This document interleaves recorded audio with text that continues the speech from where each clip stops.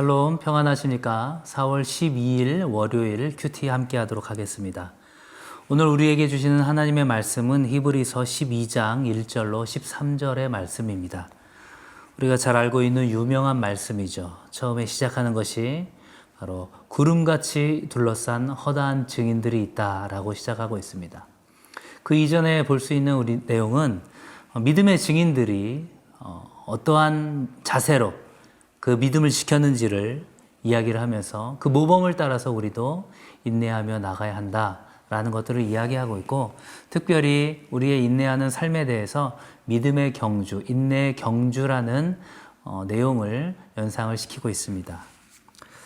오늘 큐티가드 제목을 보시면 하나님의 징계에 담긴 사랑이라고 되어 있습니다. 하나님께서 믿음의 자녀들을 징계하시지만 그 가운데 어떤 사랑의 모습이 있는지, 그리고 그 징계를 통하여서 하나님께서 우리에게 원하시는 바가 무엇인지를 이 시간 말씀을 통해서 깨닫기를 원합니다. 내용 관찰 1번입니다. 인내의 경주를 할 때 성도가 버려야 할 것은 무엇입니까? 1절 하반절에 보면 이렇게 말씀하고 계시죠. 모든 무거운 것과 얽매이기 쉬운 죄를 벗어버리고 인내로서 우리 앞에 당한 경주를 하며. 아멘. 고대 그리스 시대에 경주를 하는 사람들은 모든 옷가지를 벗어버리고 알몸으로, 그리고 그것도 모자라서 이제 머리와 수염을 깎고 경주에 임했던 그 자세를 생각을 해보시면 좋을 것 같습니다. 우리 믿음의 여정이 예수 그리스도에게까지 달려가는 그 여정이라고 한다면 그 믿음의 경주 가운데 우리가 모든 무거운 것들을 벗어버려야 한다는 것이죠. 세상의 재물과 그리고 부에 집착하는 모습, 그리고 세상 일에 대한 지나친 교만이나 자만, 그리고 낙심하는 모습들, 고민하는 모습들, 이러한 모습들이 우리의 모든 무거운 것들이 될 것입니다. 그리고 얽매이기 쉬운 죄들이 우리에게 도사리고 있죠. 베드로 사도가 고백했던 것처럼 우는 사자와 같이 우리를 집어삼키기 위해서 사단 마귀가 우리를 죄악 가운데 그렇게 얽매이기 쉽게 한다라는 것들을 생각하면서 그 모든 것들을 과감하게 낡은 옷을 벗어버리듯이 벗어버리라고 이야기하고 있습니다. 2번입니다. 수신자들의 영적 투쟁에 대해 어떤 평가를 하고 있습니까? 이렇게 모든 무거운 것과 얽매이기 쉬운 죄를 벗어버려야 하는데 4절에서 보시면 너희가 죄와 싸우되 아직 피 흘리기까지는 대항하지 아니하고 이렇게 기록되어 있습니다. 치열하게 그런 영적인 싸움을 하고 있지만 그 모든 것들에 있어서 죽을 정도에까지의 그런 순교를 각오로 하는 그런 영적인 싸움은 아니었다라는 거죠. 4절 말씀을 쉬운 성경에서는 이렇게 기록하고 있습니다. 여러분은 죄에 맞서 싸우고 있지만 아직 죽을 정도까지 싸워보지는 않았습니다. 순교의 각오를 가지고 그런 영적인 투쟁에, 영적인 전쟁에 임해야 한다라는 것입니다. 이어지는 3번 문제를 볼까요? 하나님께서 자녀를 징계하시는 목적이 무엇입니까? 하나님께서 불신의 그런 이방인들 뿐만이 아니라 하나님의 자녀들 역시도 징계를 하시는데 그 목적이 무엇이라는 것이죠? 10절을 볼까요? 그들은 잠시 자기의 뜻대로 우리를 징계하였거니와 오직 하나님은 우리의 유익을 위하여 그의 거룩하심에 참여하게 하시느니라. 아멘. 하나님은 우리의 유익을 위하여 그의 거룩하심에 참여하게 하신다라고 이야기하고 있습니다. 쉬운 성경에서는 그분의 거룩하심을 담게 하기 위해서 그런 벌을 주신다라고 이야기하고 있습니다. 여기서 말하는 벌이 어떤 단순한 체벌의 의미가 아니라 훈련의 의미가 더 강하다고 할 수 있습니다. 이 훈련은 무엇이 목적입니까? 그 훈련을 통하여서 더욱더 성장하길 원하시는 거죠. 그 성장에 대한 내용이 바로 4번 문제로 이어지고 있습니다. 연구와 묵상의 4번 문제인데요. 하나님의 징계가 성도의 삶에서 어떠한 영향을 나타내는지 묵상해 봅시다. 우리가 11절 말씀을 한번 읽어볼까요? 무릇 징계가 당시에는 즐거워 보이지 않고 슬퍼 보이나 후에 그로 말미암아 연단받은 자들은 의와 평강의 열매를 맺느니라. 징계가 당시에는 즐거워 보이지 않는다라는 것입니다. 운동선수들이 정말로 가혹할이 많지 뼈를 깎는 고통을 가지고 훈련을 임하는 것들을 생각해 보시면 그것 자체가 즐거워 보이지 않지만 그것들로 인하여서 엄청난 또 결과를 얻게 되는 것들을 볼 수 있습니다. 하나님께서는 여기서 의와 평강의 열매를 맺게 하신다고 히브리서 기자를 통하여서 이야기를 하고 있죠. 여기서 말하는 이 의라는 것이 하나님께서 우리를 의롭다 하여 주신 그런 칭의의 의미가 아니라고 큐티 책 110쪽 3번의 용어 해설에 설명이 되어 있습니다.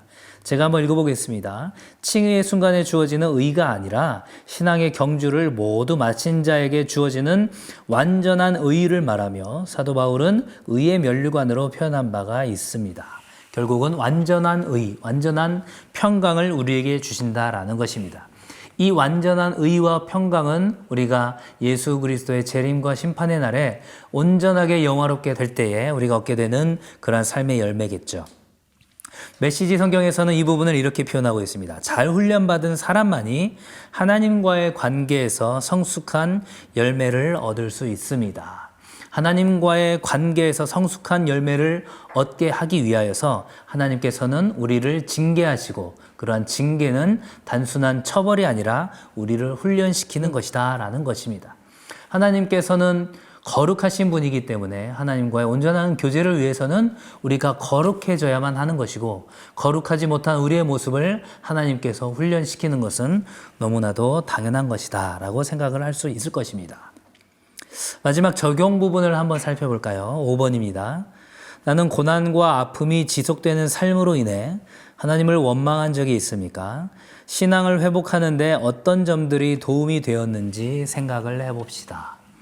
두 가지 관점으로 생각을 해볼 수가 있겠죠. 여전히 고난과 아픔 가운데 하나님을 원망하고 있는 성도분이 계실 수 있을 것이고 이것이 어떤 과거의 상태여서 신앙을 회복한 상황에서 그 모든 상황들을 다시금 회상해보는 그런 성도분들도 계실 것입니다.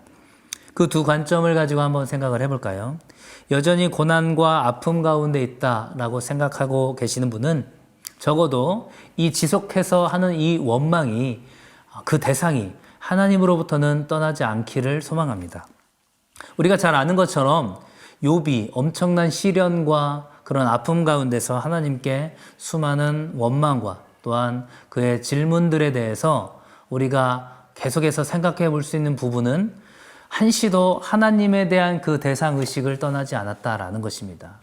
그의 생일을 저주하고 하나님에 대한 원망과 하나님께 대하여서 심지어는 법정의 소송장으로 끌어들이는 듯한 그런 모습도 보이지만 그 가운데서도 이 모든 것들을 하나님께서 주관하시고 하나님만이 그 유일한 해결책, 유일한 해답을 갖고 있다라는 믿음만큼은 저버리지 않았다라는 것입니다. 때로는 하나님의 존재가 인식되지 않고 하나님의 섭리가 느껴지지 않을 때라도 우리의 상황과 우리의 감정을 의지할 것이 아니라 언약의 말씀을 믿고 살아계신 하나님이 있다라는 것들을 생각하면서 때로는 원망할지라도 그 원망을 하나님께로 풀어내는 그런 성도들이 되기를 소망합니다. 신앙을 회복하신 분들은 그 회상을 생각해 보시면 좋을 것 같습니다. 내가 집중하고 있었던 세상의 것들 때문에 내가 고난과 아픔이 있지는 않았는지, 하나님께서 나에게 영적인 그러한 경계하는 마음을 더욱더 주시기 위한 것은 아닌지, 내가 죄를 대할 때 정말로 죽을 정도로 그렇게 피 흘리기까지 순교의 마음으로 싸워갔었는지, 또한 다른 이들의 그런 회복된 모습을 통하여서 내가 회복되었었는지, 내가 예배와 공동체의 자리를 절대 떠나지 않았기 때문에 그래도 내가 회복할 수 있었다라고 생각할 수 있는지, 그리고 하나님의 그 존재를 여전히 내가 인식하고 있었다라는 것들, 이런 여러 가지 것들을 생각하면서 장차 앞으로 나에게 올 고난과 그런 아픔 가운데서도 하나님께서 주시는 그 힘과 능력을 가지고 다시 한번 회복을 할 수 있을 것이라는 그 믿음을 가지고 나갔으면 좋겠습니다. 아울러서 여전히 고난과 아픔 가운데 있는 성도들, 주위에 있는 믿음의 공동체들에게 본이 될 수 있는, 그들로 인하여서 나도 역시 저렇게 회복할 수 있겠구나라는 그런 믿음의 모본이 될 수 있는, 오늘 히브리서 12장 앞에 있었던 그 11장의 그 믿음의 증인들처럼 그렇게 살아갈 수 있기를 주님의 이름으로 간절히 축원합니다. 감사합니다.